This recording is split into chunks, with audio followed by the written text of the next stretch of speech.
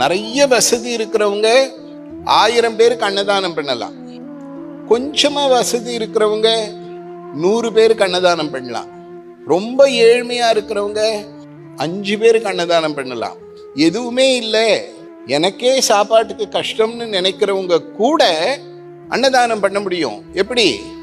அவங்களுக்கு கிடைக்கிறது இல்லையா சாப்பாடு, அதுல ஒரு கைப்பிடி எடுத்து அப்படி வச்சா அது யாருக்கு போகும்? பறவைங்க, ஈ, எறும்பு, இப்படி பல 100 ஜீவன்கள், 1000 ஜீவன்கள் சாப்பிடும். புண்ணியம்னால் மனிதர்களுக்கு கொடுத்தாதான் அன்னதானம்னு இல்லை. இந்த உலகத்தில் இருக்கிற எந்த ஜீவனுக்கும் நம்மால் சந்தோஷம் உண்டானால் அது எல்லாமே புண்ணியம்தான்.